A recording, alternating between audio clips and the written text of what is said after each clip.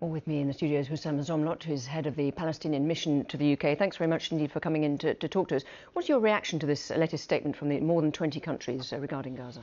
Strong words. We welcomed it officially. We do need to see the unity and the consensus of the international community. We commend the UK government for leading the efforts to actually issue such a strong statement. But, you know, strongly worded statements, time is long past that. Time is long. We need action, and we need it now. Children are dying of hunger on the 21st century, live on TV. So we were expecting the declaration, the announcement of a series of serious actions that would actually stop this carnage. So it's clear from the latest incidents with both the UN aid and Gaza Humanitarian Foundation aid distribution is not working properly. What would you like to see in place instead of that? Please don't call it the Humanitarian Foundation. Please. Call it whatever you want, Lauren, okay? But it's not a humanitarian and it's not a foundation. These are death traps. Those people in charge are war criminals.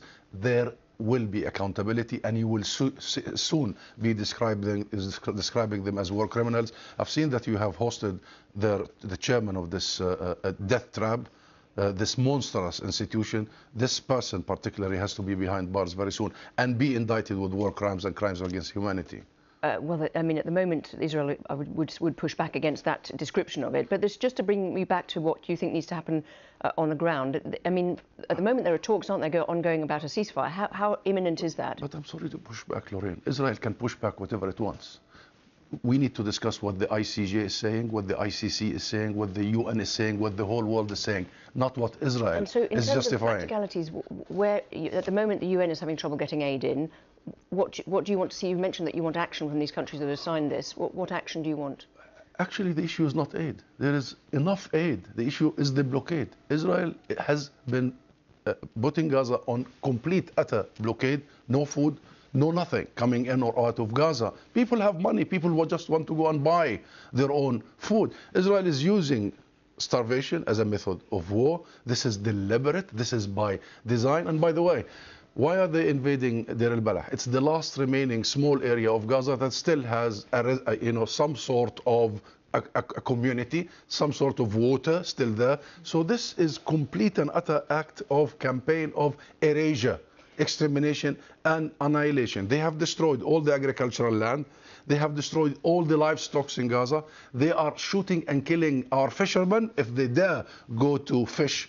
So they are depriving the people, the families, of any source of food. Why do you think is that? Why? So the UN has managed to get some lorries of aid in just recently, but again, there was an issue with that, a security incident. When you talk to the UN, what are your conversations with them about what they can get in? Because the blockade has now stopped. There is some aid coming in, but not obviously as much as people would want. We always talk to the UN, and the UN tell me and tell you and tell the world they're ready. The UN has been there for 77 years. The UN has the most extensive structures. The UN is absolutely transparent, and it has been delivering aid and food to the people that are in need in the most efficient way. It's Israel that prevents the UN from doing its business on purpose, because the UN would enable people to be fed and to breathe and to live. And this is exactly what Israel doesn't want. It wants to see a complete annihilation of the people of Gaza. It is not just, some incidents here and there. Can't the world see the pattern here? Yeah.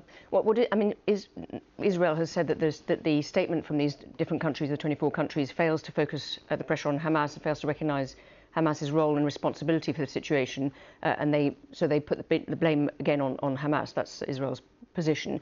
Just on the issue of the ceasefire, we know that the US wants to put pressure, has said that it wants to put pressure on Israel to come to a ceasefire. What are you hearing from the US as to whether that's actually making any difference and whether there's going to be a ceasefire anytime soon? Netanyahu is not interested. Netanyahu wants only to save himself at the expense of our people, at the expense of his own people, the region and the rest of the world. Netanyahu, every time the US and the other mediators, Qatar and Egypt, take one step, Netanyahu takes 10 steps backward. He changes the goalpost all the time, and therefore we don't have a ceasefire. And even if we have a ceasefire, we had 3 ceasefires before, proposed by the US and the rest of the mediators, and Netanyahu breached all the 3 ceasefires. We need to make sure that we have the sufficient pressure on Israel, and that's why the action that Israel will be brought into compliance and will be, the international will have to be enforced. What is happening in Gaza is not going to stay in Gaza, Lauren. No. It's not going to stay in Gaza. This is going to dent all of us, will taint all of us, will stain all of us. And the question is, who's next? So if we do not now enforce the international the consequences will be absolutely severe. And this may be moving two steps away because we haven't got to a ceasefire yet. But given the weakening of Gaza and the weakening of the institutions within, the weakening of Hamas, I should say, and the weakening of the institutions within Gaza, what would you see as a functioning government for Gaza after a ceasefire? I'm sorry, Lauren, there is no weakening of Hamas. There is weakening of our people and their structures and their hospitals and their schools and their universities. 90% of Gaza's hospitals, schools, universities, homes are gone. This has nothing to do with Hamas. Let's set that record very clear. But we have a plan. The plan is absolutely ready. It's presented to the world. We have the consensus of the Arab world, the consensus of the international community, including the UK government, in support of that plan, whereby Gaza will be governed by a legitimate Palestinian technocratic government. There is no political faction in it.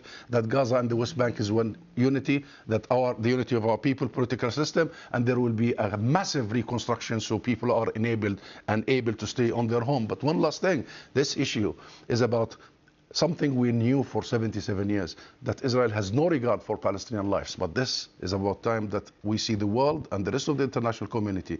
Do they have regard to Palestinian lives and human lives in general? And are they capable to implement their own rules and their own values? Husam Zomlot, thank you very much indeed for coming to talk to us. Thank you.